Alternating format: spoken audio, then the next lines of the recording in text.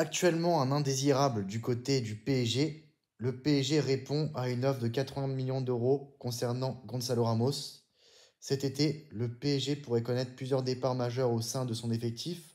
Arrivé à peine en 2023, Ramos ne devrait pas être concerné par une possible vente. Très convoité sur le marché, l'avant-centre portugais devrait rester parisien l'an prochain, à moins qu'une énorme offre ne tombe sur la table des dirigeants franciliens.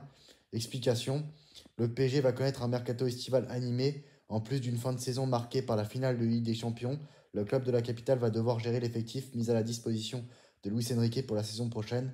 Comme chaque été, Paris va chercher à dégraisser son effectif en se séparant des éléments n'entrant plus dans les plans de l'Espagnol. Gonzalo Ramos, conservé par le PSG. Gonzalo Ramos peut-il être concerné par un départ, lui qui n'est plus du tout titulaire à Paris?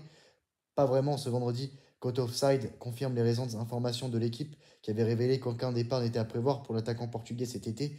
Pourtant, comme le dévoile le média anglais, ce dernier ne manque pas d'intérêt. Une offre au-dessus de 80 millions d'euros pourrait tout changer.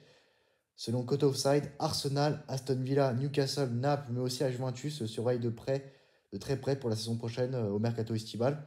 Ça fait 5 clubs, ça veut dire 5 clubs. Et si le PSG n'envisage pas de le vendre, les dirigeants parisiens pourraient néanmoins commencer à discuter si une offre de moins 80 millions d'euros tombait sur la table. Affaire à suivre donc. Et pour moi, le mieux c'est qu'il s'en aille parce que on voit clairement qu'il ne fait pas partie des plans de Luis Enrique. Il joue très peu, il joue que des miettes. Dans les matchs importants en Ligue des Champions, c'est limite, il est même pas deuxième dans la hiérarchie, il est limite troisième. À Liverpool, moi, je me rappelle, il était juste rentré pour jouer les petits rebuts. Donc pour moi, Luis Enrique ne compte plus du tout sur lui. Pour moi, Dembélé, je ne sais pas si la saison prochaine, il continuera à jouer à ce rôle de faux numéro 9. Mais pour moi, le PSG doit se pencher vers un autre numéro 9. Et si le PSG va pas vers un numéro 9, le PSG ira vers un autre ailier.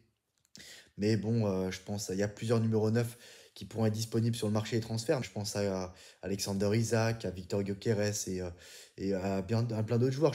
Julián Alvarez qui veut quitter l'Atlético de Madrid, par exemple, qui en a déjà ras-le-bol de l'Atlético de Madrid. L'Argentin qui gagnait tout le temps des titres et là qui gagne plus à l'Atlético de Madrid. Ça doit lui faire tout drôle, mais bon, on sait jamais ce qui peut se passer du côté du PSG. L'été sera long, mais l'été sera animé du côté du PSG avec la Coupe du Monde des clubs et le mercato estival.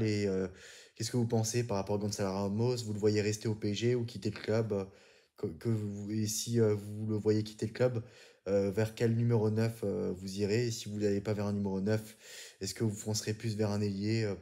Dites-moi tout ça en commentaire. À très bientôt dans une nouvelle vidéo. Ciao.